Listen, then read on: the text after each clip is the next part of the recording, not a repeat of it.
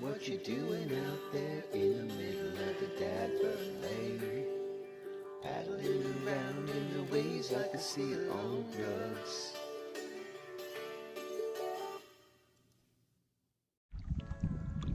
Hey friends, Bird on Cats in the house. Got a quick evening trip here. I decided to challenge myself this evening and not come out here with any bait. I have 4 hours and I'm just going to catch my own bait and I'm going to anchor up. Hopefully get on some fish. So right now we're trolling, I don't know, probably about 8 or 9 feet of water. And I got a couple of spoons on each of these. I got a spoon on each one of these rods here. For some reason, my sonar is not picking up my transducer signal. I don't know, it may have been some water intrusion before I hooked it up. I tried to dry it out and make sure, I always do, but whatever. I don't need it. So on top of everything else, we're gonna fish out here with no sonar. And I'm just gonna go instinctively to where I feel like fish are gonna be. But the first thing we gotta do is catch some bait. So we're trolling these spoons. The barometric pressure has been on the rise for a few days and it doesn't look like it's gonna stop. So to make it even tougher, you know, it's not forecasted to be a very good time to fish, but I'm doing it anyway because this is what I do. So right now we're cruising along probably, I don't know, 8 or 9 feet of water, dragging these spoons. There's a lot of shad in this area, and obviously, hey, you know where the food, it's all about the food chain, you know, where the shad are, you're going to find fish that are feeding on those, and then you're going to find fish that are feeding on those fish. So there's a lot of shad in the area, but that doesn't necessarily mean anything in this lake because we're so jam-packed full of shad. It's been a really good, the last couple of years have been great years for shad spawn, and I think they spawn like twice a year, something like that. So lots and lots of forage, lots of food everywhere. You know, so you still have to work. Even though there's a ton of bait out here, you still got to work for them. So we're gonna hopefully troll something up here. I haven't had a chance to show you guys how I catch bait in a couple of years I've been doing this, so I'm hoping to be able to do that today. We're just gonna troll. All right, guys, we got our first bait on here. Let's see what it is. I'm gonna fight like a white bass, which is, oh, that's bullseye.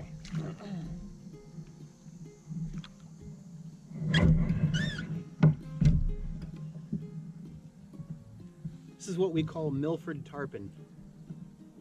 We call them that because they jump clean out of the water and they'll throw your hook just like a tarpon. So I gotta keep a tight rein on them. I can't let them go too much, but what you're looking at here, it's a tooth herring, is what these are.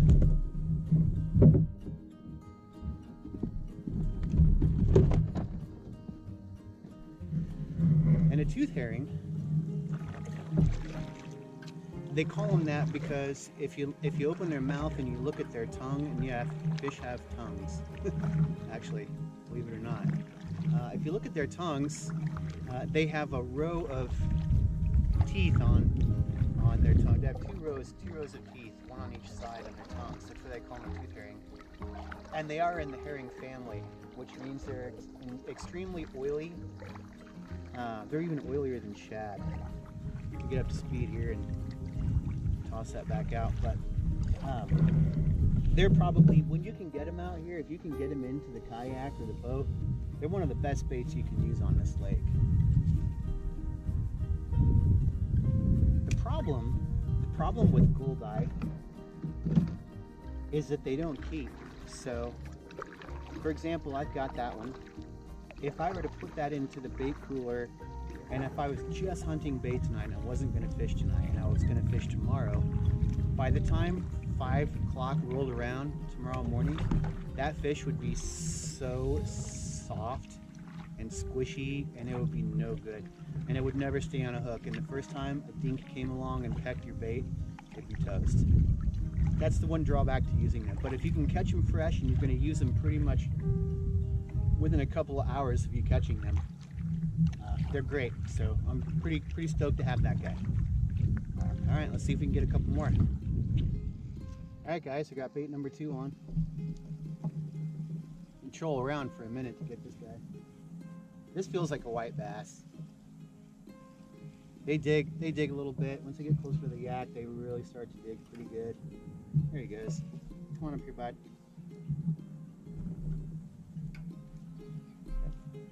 White bass.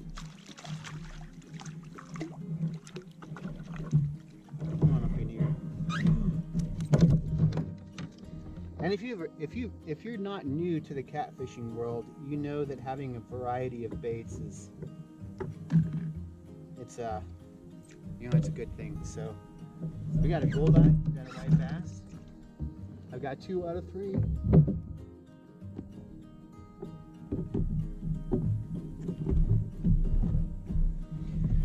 I got 2 out of the 3 I was looking for. So let's get one more bait in the kayak here. I'm gonna make another real quick circle, and I will anchor up. Let's see if we can get on some blues. See you in a minute. All right. I think this time we got our 3rd bait. It's not a gar.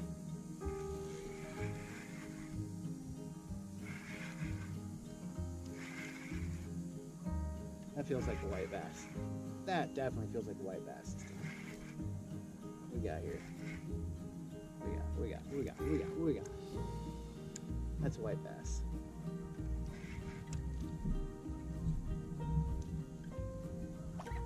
Yes, sir. Come on up here, bud.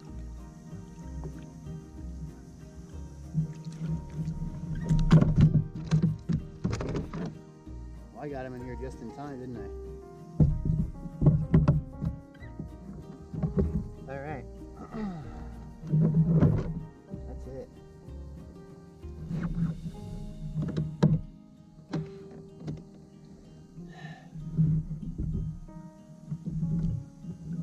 Get him in the bait cooler. It's a nice white bass.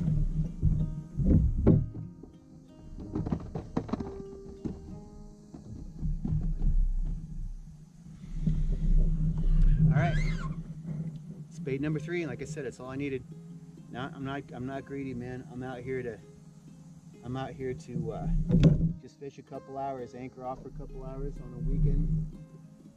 Sorry, on a weekday evening.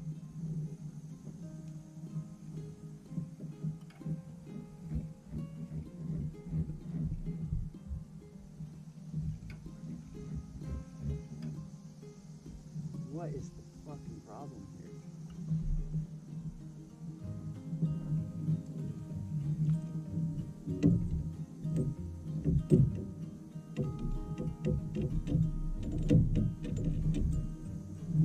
All right. Jesus. Okay. I'm going to leave that in the footage. I'm going to leave that in this video just so you can see how much more of a pain in the ass everything is in a kayak. So, all right. I'm going to paddle back over to where we're going to fish this evening, and let's anchor up and I'll be back, all right? All right, cool. Thanks for hanging out with me, guys. Appreciate it. Bird on Cats. All right, guys. We're anchored up. We're in a creek bed. My favorite place to be this time of year. Here's that goldeye. That's a head and a bunch of its body. This time of year, we go big. We swing for the fences, use big baits. I marked some good fish. Doesn't mean that they're going to stick around. And even if I didn't mark any fish, I would still fish this area because of the bait that I caught. Just because you don't see them on the sonar doesn't mean they aren't there. And just because you see them on the sonar doesn't mean that they're going to take one of these baits. But chances are, if you mark fish, whether they're coming and going, if you're on that highway underwater, they're going to roll through. And if they don't, it's all good. But if they do, that's all we do. So we're going to drop, got that bait over the side. We're going to drop another couple. That's a body section. I have big hands. That's a big piece of bait. So we're going to drop these over. Use this goldeye first, get them scented in, And you know, if dinks peck them off, then we'll switch to white bass. Either way, I'm ready. So let's get him down there. Let's get it going. Bird on Cats. Hey guys. Anchored up.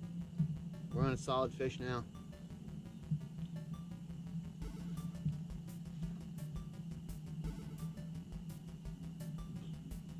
I'm glad, I really wanted to see you guys. I wanted you guys to see what it's like to come out here in a kayak and hunt for bait, and then anchor up, and then hope that you've made a good decision on structure.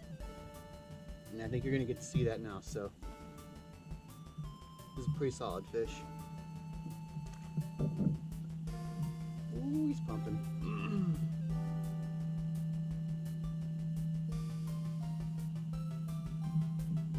This is a decent fish. This is decent fish. I'll come out here to catch these all day long. Solid fish.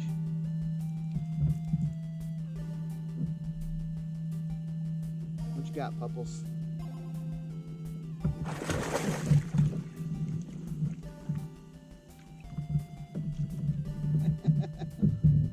Yep, we'll take it. Come on here in the net, Pups.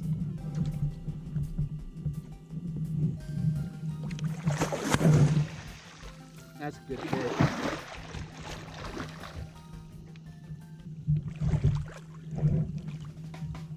All right, so I want you guys to know something. You know, there are waterways in the country. There are waterways in the country where there's like 50, 60, 70, 80, 90, 100 pound fish, 100 plus pound fish. You know, this isn't that. You know, where I'm at, it used to be good. It used to be real good. You could find those big fish, but this lake has still got it. It's still got fish in here, but you gotta really work. So, without further ado, this is from 0 to hero. You know, from getting out here and catching bait and working hard to catch bait, and then bringing a good fish up to the kayak. This is it right here. Come here, Pupples. Yeah.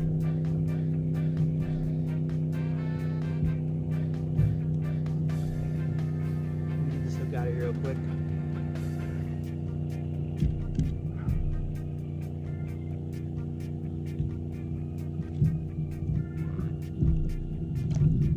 That's how we do it out here. Come on up here.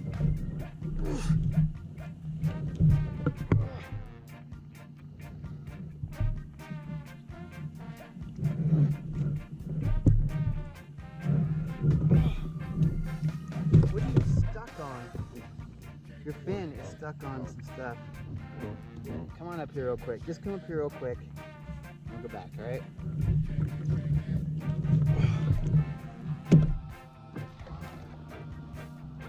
Solid blue.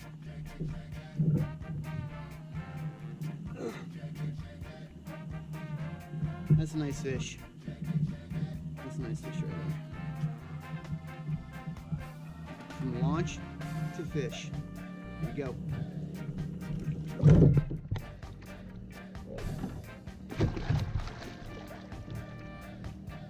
And we let them go. That's what I do. You can do what you want, man. But I highly recommend you let these big fish go.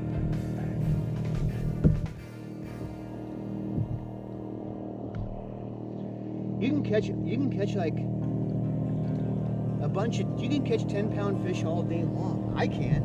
If I can do it, you can. Why do you need to keep a fish that big? Let it go, man. I'm sorry, but it just, from a biological standpoint, it doesn't make sense to keep a fish like that. Let it go. Let it go. Otherwise, you're not going to be able to keep your 5 and 10 pound fish. They're not going to exist anymore. And that's fucking facts, man. Bird on Cats, fucking calling it like it is, man. Hate on it all you want to, but 100% fucking facts.